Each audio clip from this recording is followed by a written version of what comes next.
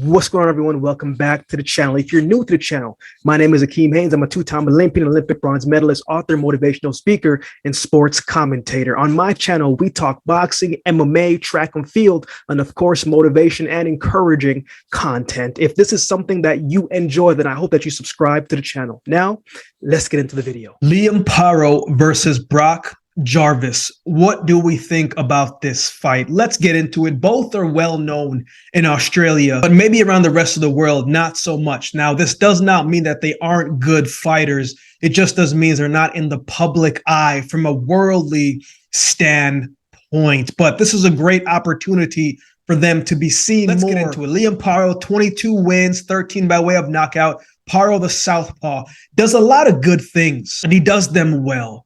He controls the distance well. He moves well around the ring, using the jab to find openings to keep his opponent at bay. Defensively responsible, has good shot selection. He's a sharp fighter. He's a good technician. He does the small things well. If you can't break the distance against him, he'll pick you apart from the outside. However, he doesn't have that devastating power, but he can hurt you. The spots he targets, he keeps hitting, and that can wear you down. I also like that he's patient as well, and he doesn't try to be a fighter that he's not.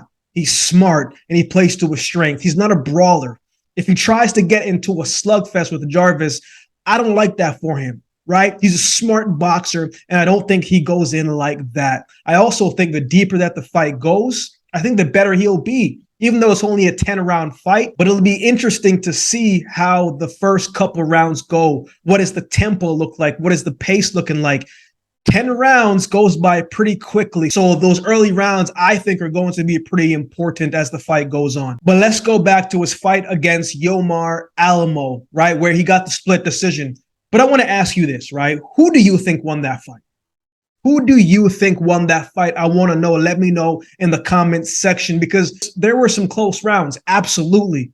But that judge that said 96-93, if I remember correctly, that was a little bit mad to me.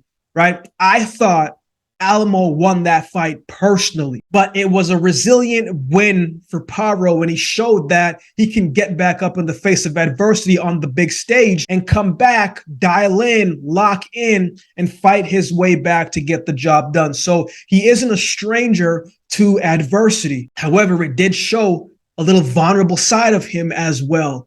I think if Alamo was a bigger puncher, he might have been able to capitalize off that knockdown in that moment and close out the show. Brock Jarvis is a bigger puncher than Alamo. He might be able to get the job done if he can land his shots cleanly. Speaking of Brock Jarvis, let's touch on him. He's coming into this one with a perfect record, 20 wins, 18 wins by way of knockout. He's coming in with a lot of momentum. In his last 3 fights, he won them by stoppage or technical stoppage. However, he's coming up to 140. He's not a natural 140 pounder, so that's something to keep in mind. Every punch that Jarvis shows comes with the same speed and the same power. And you can tell that he's a bit raw, right? A little bit rugged, but explosive and athletic. Now, if you ask me, Paro is a much more polished fighter than Jarvis, and more defensively responsible as well. Jarvis is still young, and I'm sure that part will get better as he matures inside the ring. But there's no doubt in my mind that this young man has natural ability. He's explosive and has that natural power. You know, once he learns how to gauge his punches and understands that he doesn't have to throw everything with bad intentions at full steam, and once he starts to control his timing, right, he'll be able to be that much more dangerous because he'll be more calculated with his approach and a little less frantic. But it's also that same rawness that makes him exciting to watch as a spectator. Sometimes you just aren't sure what you're going to get, and it can be a little rough to plan for him because you aren't sure what you're going to get. In times throughout his fights, he may switch from orthodox for a couple punches and go to southpaw for a couple punches. You just aren't sure what you're going to get from Brock Jarvis. Now let's go back to his fight against Alejandro Frias, right? In that second round, Frias put a beating on Jarvis for like 1 minute and 40 seconds straight, like a straight beating. And the whole time I'm thinking to myself, yeah, this one's done. The more it goes on, I'm saying, wait a minute, it's not done yet. Like, he almost fell out the ring. And as Frias was continuing his onslaught, I'm thinking to myself, at any moment now, the ref is going to wave this one off and Frias is going to get the upset win. But it never happened. And I didn't quite understand it because 9 times out of 10, if that was somebody else, the ref would have stopped that fight.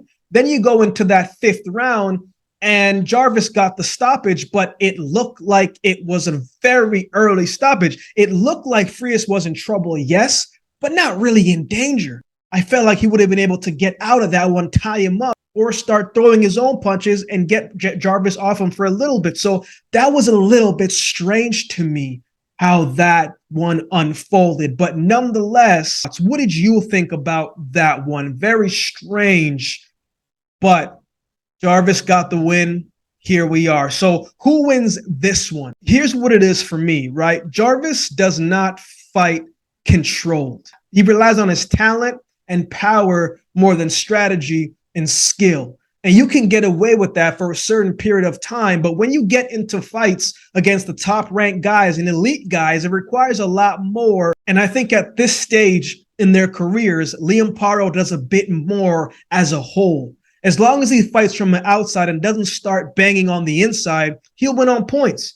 But if he gets clipped by Jarvis, he might go down and make things a lot harder for himself. So I have Liam Paro winning this one on points. This is going to be a very good domestic fight. And the winner of this fight, man, I think they are really going to get a great shot at being seen more universally. Jarvis is an exciting fighter, but Liam Paro can't let that explosive excitement come out of the box. He's got to keep him right in that box. What are your thoughts on this fight? Who do you have winning it? Let me know in the comments section below. If you would like to support the channel, there's a couple ways that you can do so. You can like, comment, share, and subscribe to the channel. If you'd like to support by way of donation, you can find options in the description below. Also, my Cash App handle will be on screen as well.